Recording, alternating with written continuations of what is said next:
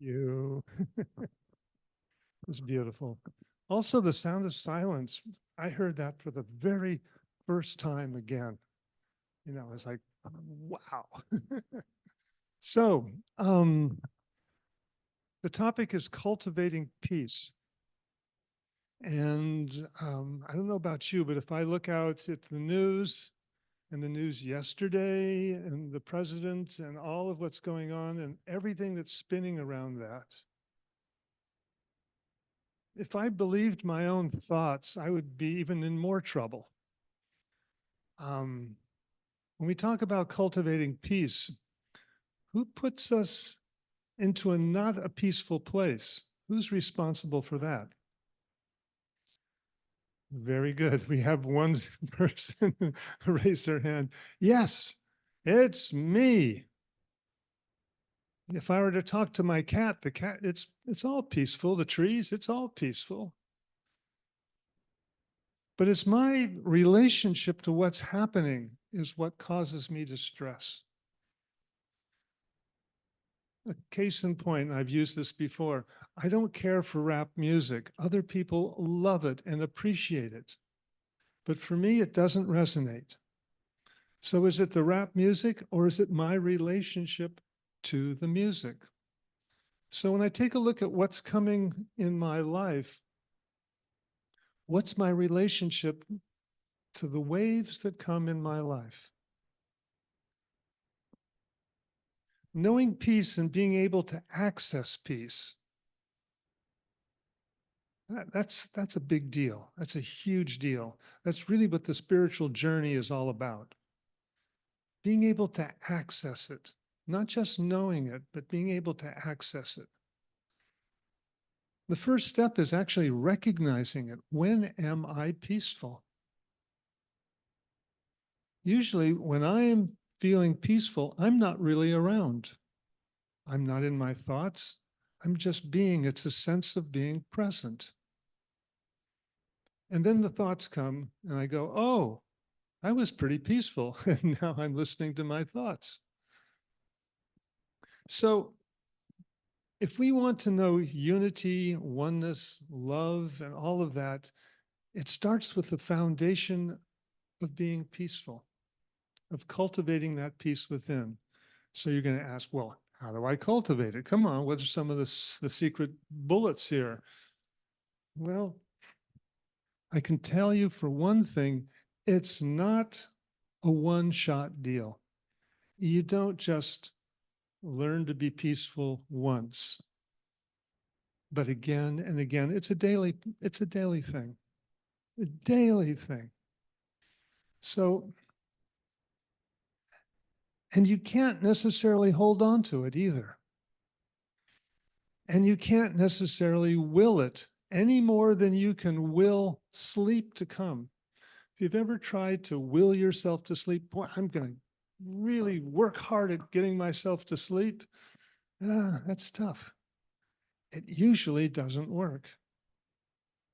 But what happens when we let go of the idea of even going to sleep and just give up? Sometimes that really works when we don't stir the thought. And that's going to be the takeaway for today is we don't stir the thought. And we'll get to that. Let's get to it right now. So imagine yourself at a mountain lake. It's quiet. You can feel the butterflies and the little bit of the buzzing of the bees, and it's warm. And the lake is crystal clear and flat. You can see the reflection of the mountains all around. Okay, seems pretty peaceful, and it is. What's being reflected in the water is a perfect reflection of the mountains and everything around. So we can say that the lake is reflecting the reality of the moment. Now the wind comes and it starts blowing and making ripples and waves on the lake. The wind is our thoughts. And as our thoughts ripple the lake, it distorts the lake. We're no longer seeing reality as it is. We're seeing an interpretation through our mind. And so, as our thoughts come of anxiety, disappointment, of revenge, of fear, that ripples the lake and that stirs up the mud, and the water is no longer clear, but it's muddy and it's distorted. And this is what we do to ourselves when we believe our thoughts, when we listen to our thoughts. Now, some thoughts are great. Other thoughts can be very scary. So I know as a kid, my grandkids would play in the mud and they would put mud in a bucket. They'd stir it all up and it was nice and chocolatey. But if you leave that bucket for a day or two, what happens to the bucket? All the sediment or the water, all the sediment in the water drops down and you're left with clear water again. But what happens if you were to stir it up again? Up comes the mud. So when I talk about don't stir a thought, what that means is if I want to be peaceful, I'm sort of in a muddy situation. Do I continue stirring it to try to calm the waters, to try to make it clear? Or do I just let it be and take my hands off of it? And that's really the whole lesson today. If I continue stirring the thought, I will continue getting my upset, my confusion. I won't be getting to peace. So,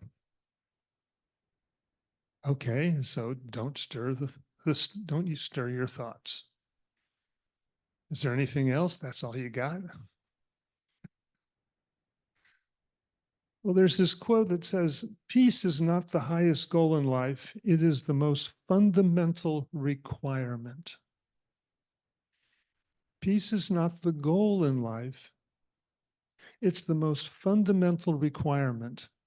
Peace is our foundation, just like the lake. We are this pool of peace, clear. We could say it's our spirit, it's our essence. Okay, so if that's true,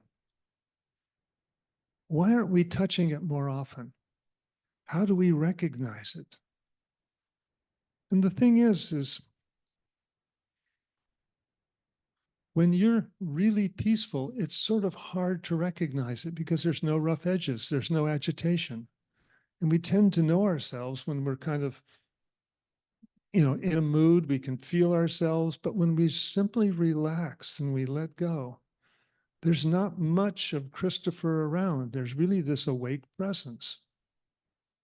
So when we go to touch peace, we're really touching a presence within. We're touching, in a sense, our divine nature. And it's like you can't be on two radio channels at the same time. You can either be on the peace channel or you can be on the thought channel. And when I find myself and the thoughts have stopped, there's not much going on. We can call that meditation, we can call it presence, we can call it silence, but there's not much going on. And then a thought will come in as, oh boy, this is peaceful. This is really cool. But we've lost something. I mean, that's the stick stirring it. Can we simply appreciate the silence? Can we learn to be in the silence? Can we even hear the sounds of silence?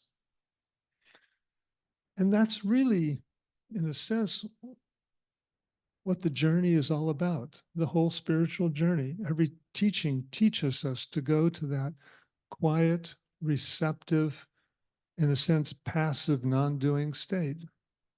Because most of our lives we're in activity, but with the balance of being silent and active. we've got the best of both worlds. So I'm sure you've sat next to somebody who was very anxious, angry, and you could just sort of feel it coming off their body. And then you could move to another place and you sat next to somebody who felt peaceful, quiet.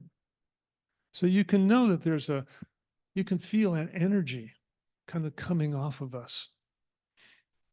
And if it's coming off of them, it's also coming off of me. So what am I wanting to plant into the world? What vibration am I carrying? Is it one of resonance that is peaceful, or is it one of resonance of anger or hostility? And perhaps we have a little bit of choice there, because it's what we do on a daily basis becomes a habit. So maybe we can take a look at what would it take to be peaceful.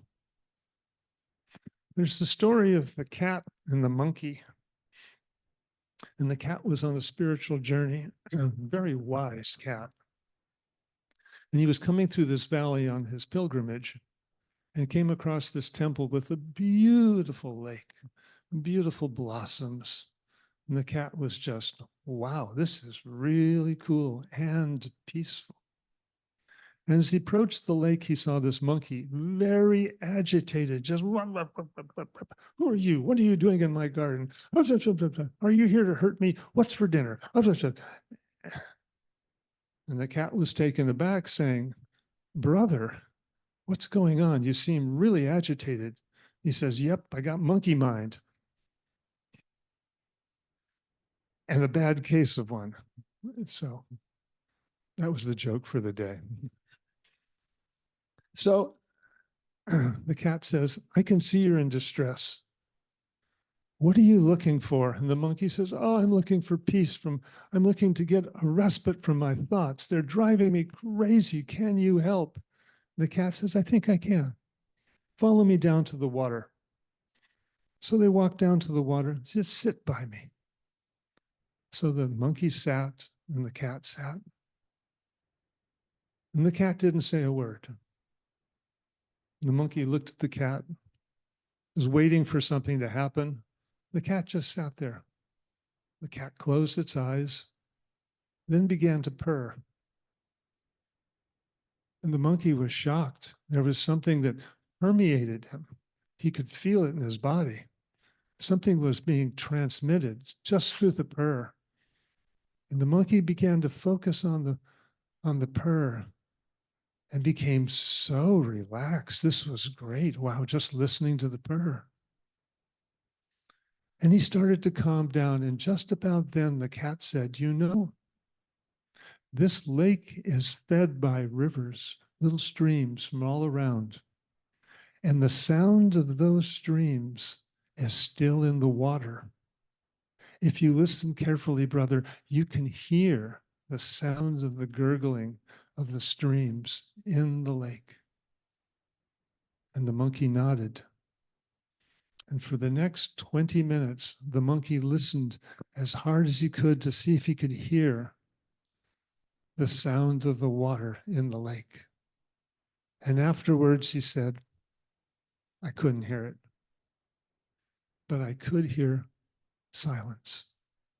I could hear peace. Thank you. And so what does that story lead us to? If we want to find peace, in a sense, we have to occupy the mind in some sort of way. So the trick of the cat was to have him focus on something other than his thinking. And I'm going to call this shift of focus. We can either focus on what we don't have and what we don't like, or we can focus on what we do have and what we would like to create. It's up to us. The monkey learned something that day, that within him, he could access that peace. But he needed to have a focus. Music Music can bring us to peace, probably in some ways easier than anything else. When we focus in on a melody, it can touch our hearts and quiet the mind, and we become interested in the melody and not in our thoughts. And so that's really the trick in finding peace, is the diversion. It's letting go of stirring the stick of our thoughts and moving to some place that brings us into that silence. Another way of doing it is gratitude. When I was at the bank, waiting in line, I hate this bank. My bank closed and I was forced, this was bought out by my, anyway. So I'm here suffering, and I walk in suffering. Oh, it's going to be a half hour just to drop off a check. And usually that's what happens. So I'm here in line. It's about 15 minutes into it, and I'm just sort of, and I turn around and I see this woman behind me. And she has no forearms, no hands, just two little stumps on either side. And I look around and I am embarrassed at my own thinking. I am shocked at my own thinking. I'm actually taken to my knees and I go, wow, how does she even write a check? How did she get to the bank? How did she open the door to get into the bank? And on and on. And and I look down at my hands and I am so grateful for my hands. I can hold a pen. I can brush my teeth. I can do so many things I had forgotten. And so, right there, gratitude brought me to a new sense of calm and peace. I didn't care if I needed to wait another half an hour. I just was, whoa. So, you can see that going to gratitude and peace are so close that just going to gratitude, what am I grateful for? Not what am I missing or what am I lacking? So, peace is our nature. And if we don't stir it up, we are actually very peaceful. If we don't listen to our thoughts, if we don't believe our thoughts, those are the ones that cause us anxiety now. If we don't believe them, things seem to be okay. And if I didn't really, I won't go there. So, in wrapping this up, in conclusion, to cultivate peace like a gardener would, you need to be attentive. You need to be vigilant. You need to take a look at your garden every day. It's just not, you plant the seed, you come back and there's beautiful tomatoes and everything else. No, you watch it. You make sure the birds don't get to it. You cultivate it. You do all those things, just like you do with peace. So if you want to know peace, this is a daily type of activity. It's not a chore. It's a curiosity. So if we're curious about what is it like to touch the silence in the middle of a parking lot, in the middle of a grocery store, in the middle of a bank, in the middle of wherever, what's it like to touch peace? The first thing, very first thing, is to break the trance. The habit I have of stirring the thought, of grabbing the thought. The second thing would be maybe to divert, to take a look at what else I could think about. A third piece was I could go to gratitude. And the fourth piece is to simply notice it and just let go of trying to control any of it. It's all pretty simple. It really is, I guess, just letting go of how I think it should be, accepting the moment as it is. No more difficult than that. Although that, if it was easy, everyone would do it. So it takes our practice. So let's be good gardeners and take this into prayer. As we simply take a breath together, grateful for our hands, for these bodies, for our digestion system, for all that works so well that is unseen. And we give thanks for this life exactly as it is, recognizing that there's so much goodness that we do not see. And we recognize the silence, which is our very foundational core. And we vow to do better in touching it, exploring it, being with it. And so today we step forward, vowing to watch how we stir the stick of thoughts. And we vow to be gentle with ourselves if we find ourselves stirring the stick.